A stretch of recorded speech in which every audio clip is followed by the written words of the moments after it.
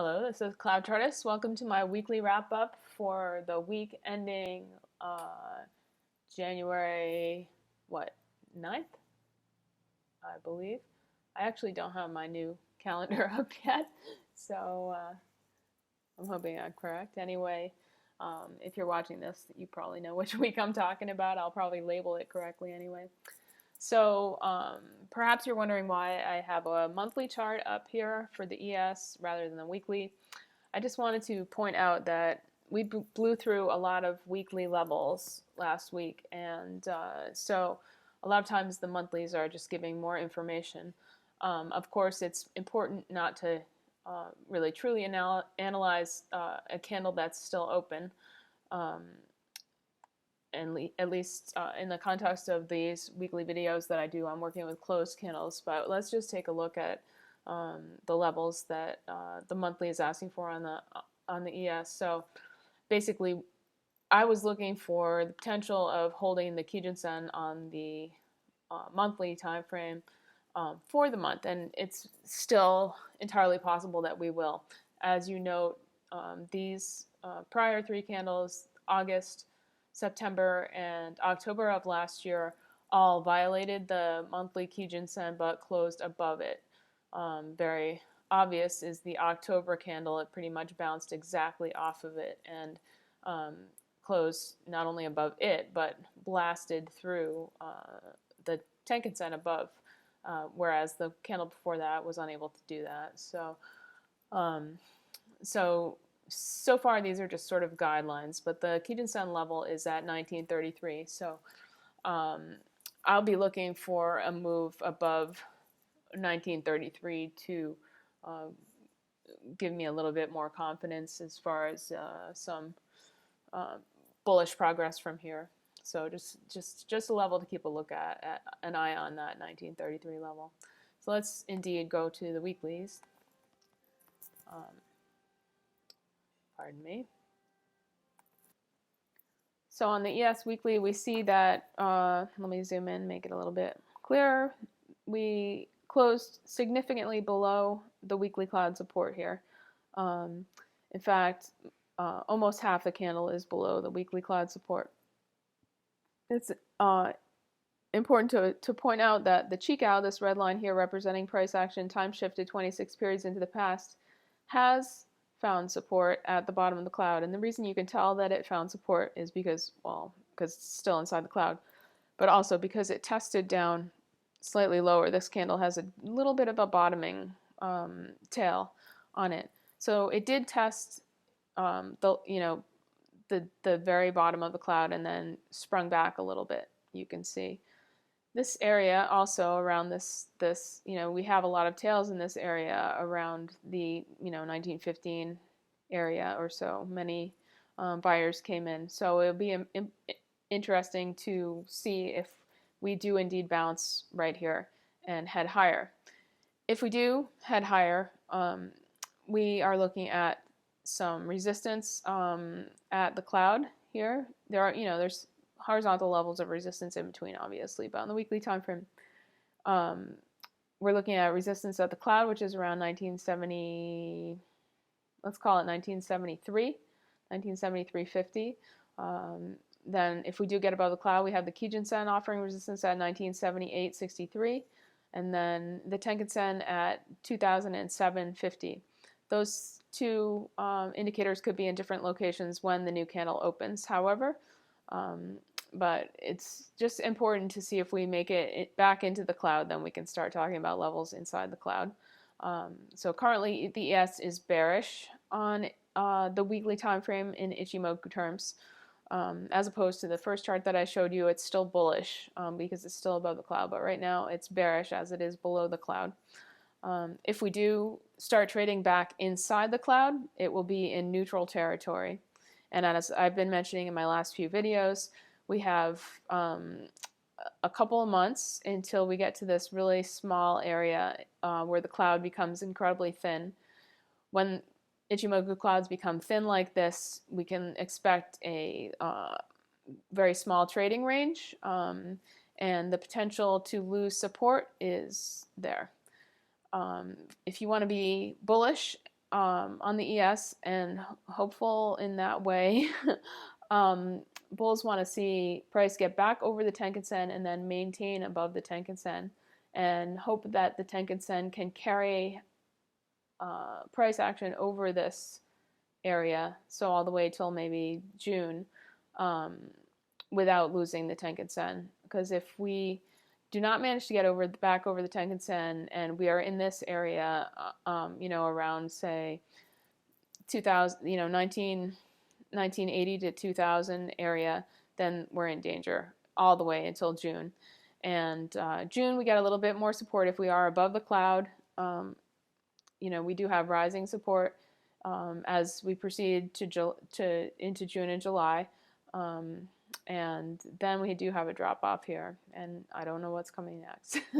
But we do have, again, a thinner trading range so far building. All right, that's about it for ES. Let's look at crude. Crude making new lows, lows we haven't seen since prior to 2008. I was wondering if it would potentially find support at the 2009 low of 33.20, and indeed we closed below that at 33.10. There's nothing bullish about this chart. We have a classic bear flag and a classic Tenkan-sen smackdown, where price caught a little bit of a bounce, came up, hit the Tenkan-sen, and got rejected. So that was a really nice, actually a really nice short setup. It looks more obvious after the fact, because what happened is the Tenkan-sen sort of dipped down much lower than it was last week. As you see, the Tenkan-sen was up here last week, and then it went down like that. So bearish for crude. We are oversold on the weekly time frame. We note that when we have been oversold in the past, that we caught bounces, like when this area of oversold, we caught a little bounce here. This area of oversold, we caught this little bounce, but we can always be a lot more oversold, like this area over here. So that's not really a good indicator to place a trade on. So that's about it for crude. Let's look at some other US stock indexes. Let's look at the Dow. Looking very similar to the ES, although the Chikou has indeed lost the cloud, so we don't have that support. We also don't have wick support like we did with the ES. The wicks are really much lower down here around the 16,085 level. So if we do get more selling in the Dow, this is an area, the 16,085 level, that I would expect potential for buyers to come in if they are still behaving like they did in last fall, from August on. We did get this big spike down all the way down to 15,250. So if we do get below, say, this spike area, like 15,785 area, then we can potentially look for this spike level to be tested on the Dow. But bearish, fully bearish in Ichimoku terms. Let's look at the scary Russell.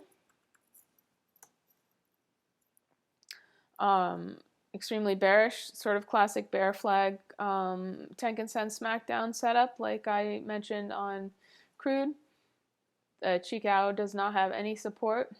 We do have a flat cloud above, which is potentially helpful, but we are so far below the cloud that the flatness is not going to attract it. Whenever you see flats in Ichimoku, they suggest mean reversion trade, because price action always wants to snap back to equilibrium, and the closer it is to equilibrium, the more attraction it feels.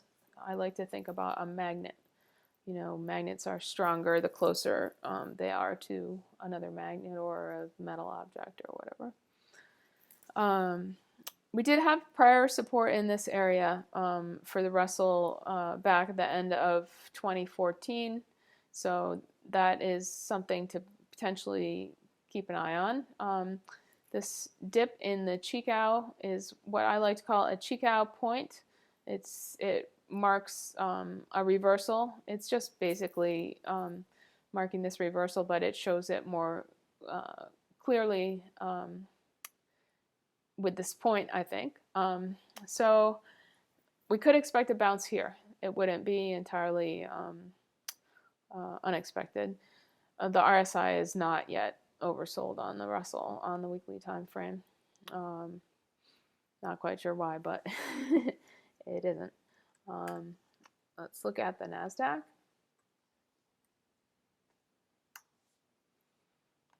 NASDAQ, unlike the other indexes on the weekly time frame, has just simply gone from being bullish over the cloud to being neutral. So it is actually doing a lot better than the other indexes. And in fact, when the new weekly candle opens, we will have potential support all the way down to 41.68.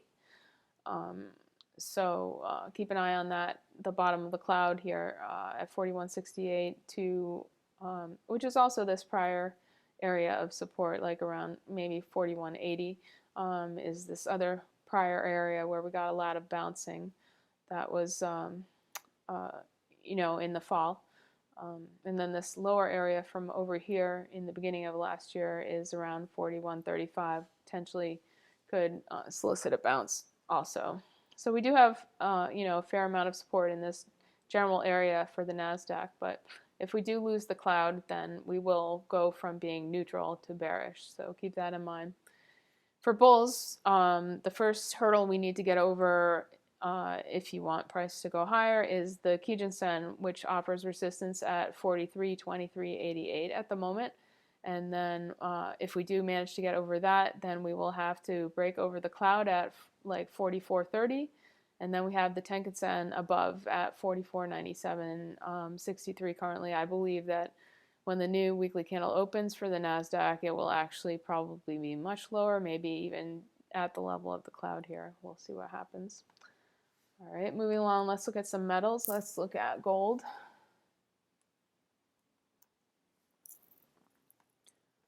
There's been an incredible amount of action in the metals intraday, and a lot of the bounces in metals have been getting faded, and that's much more well illustrated in silver. But so anyway, gold is still bearish on a weekly time frame. It is, however, over the Tenkan-sen, which is a bullish sign, but still overall bearish. If gold does move higher, it has Kijun-sen to offer resistance at 1186.60, and it will not be back into bullish territory. So the next candle is going to open up right here, right? So it's not going to be back into neutral territory until it gets all the way up to like 1200. And we all know what it does at 1200. It chops around. So if we do see selling in the metals for whatever reason, we can look for potential for support at the Tenkan-sen, which is currently at 1079.30. I wouldn't be surprised to see it going flat when the new candle opens due to this bullish momentum. If we do get back under the 1079.30, I would be very hesitant to be bullish on gold. I would be worried that we could get a Tenkan smackdown and see a new low develop in the shiny metal there. Let's look at silver. Speaking of silver, I went to the dentist yesterday and made note that dentists in general use digital x-rays now. They don't even use film, so that's one less industrial use of silver. That was probably pretty big. When the photography industry went digital, and even many film houses like Agfa or whatever went out of business, stopped making film. A lot of photography applications no longer used silver, and so the switch from X-rays was sort of slow to catch up with it, but now seems to be going that way as well. So anyway, as far as silver goes, you can see that it is bearish under the cloud, but it was unable to hold its move over the Tenkan-sen, unlike gold. The 1408 level area, which is, let's see, let's put the cursor there, around here, has been really difficult for silver. In fact, it's I don't know why, but it seems to be a very important level. So if we do see a move higher, we'll see how that 1408 level goes. I wouldn't be surprised to see the Tenkan-sen open up lower on the new candle when it does open up. So plenty of resistance for silver. So I wouldn't get excited about a new bull market in silver here whatsoever. It just looks like a big old bear flag under an overall bearish chart to me. All right, moving along, let's look at some treasuries. Let's start off with a 30-year. Oh, I forgot I had that drawing on there. But wow, I'm glad I kept that drawing on there, because look at that, we're right at the top trend line here on this triangle. Trend lines, of course, are very subjective. I like to draw mine to get the most points as possible, and I oftentimes don't like to use the wicks, but sometimes the wicks end up getting in there too if they're a valid point. So you can see that I used some flat tops and some wicks, and that's how the trend line made sense to me, but maybe it might not make sense to you that way.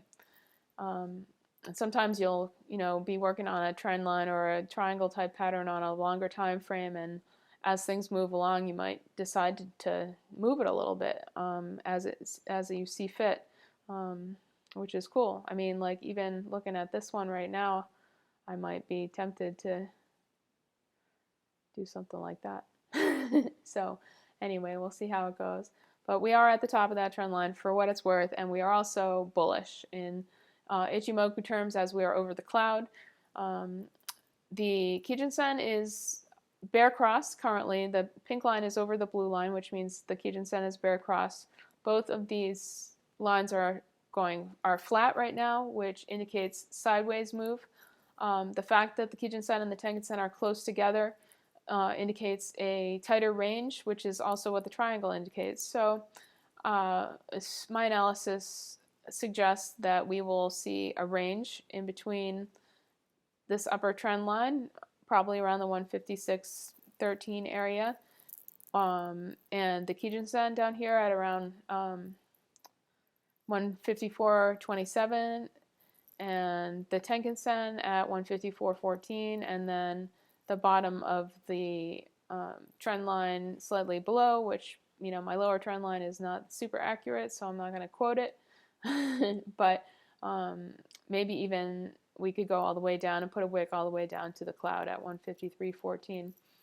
If we do see significant action above this trend line and above this prior candle, I would suggest that we would be looking at a breakout from the triangle pattern higher. With regards to what the Ichimoku cloud suggests going forward, we see that we have a cloud that is becoming flatter and more sideways in nature. And you see that it's sort of making a triangle itself here, coming up to a cloud twist in the third week of June. So this does not indicate a burst higher. It indicates sideways price action. This shape of this cloud indicates sideways price action to me. But we could, obviously break out from the triangle, get the Tenkan-sen bull crossed back. So that's one thing I'll be looking for, is the potential for the Tenkan-sen to get bull crossed and a breakout over this upper trend line if it seems that bonds are going higher. That's about it for the ZB. Let's look at the ZN.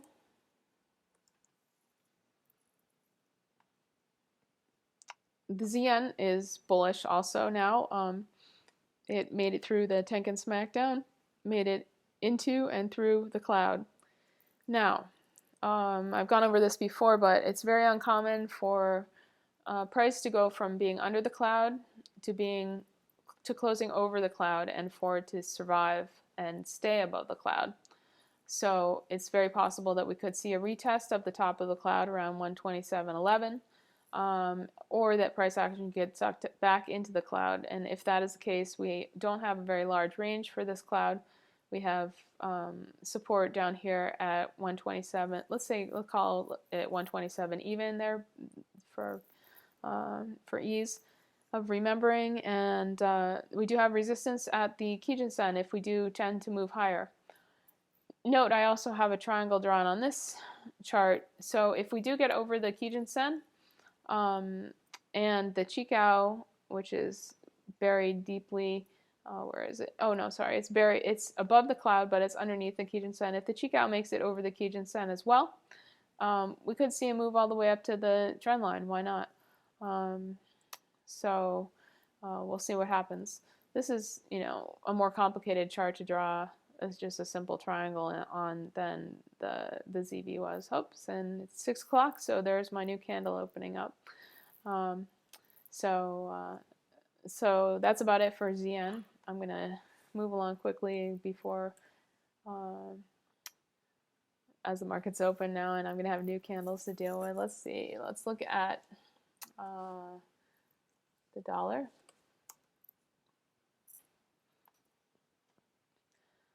The dollar is looking for, it's bullish overall, but it's looking for the potential of getting rejected like it did on last week's candle at 98.91 is the Tenkan-sen.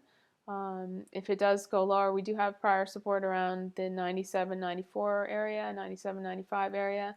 If it goes lower than that, we have some prior support resistance levels around 97.60 thereabouts. Some other levels around 97.20, and of course we have the Kijun-sen offering support down here at 96.56. So I'm looking for a range trade between the Tenkan-sen and the Kijun-sen for the dollar. Let's look at coffee, because I like to look at coffee. I think I'm going to wrap it up on coffee, and I'm sorry I didn't get to go through the grains. If I missed anything and anyone has any requests for me to go over something, feel free to ask. I see that they're dumping the ES even further right at the moment, quickly losing points on the open here. So I'll go back to that after I do coffee. We can talk about what's actually going on right now, although it won't be actually going on right now by the time you watch the video, but maybe I can offer something that's helpful. So coffee, after putting in a very bullish candle the week before, got rejected at the Kijun-sen and was unable to get above the Kijun-sen, and they traded back down lower, retracing all of the up move from the prior week, and put in a lower high and a lower low. So the trend is now down for coffee.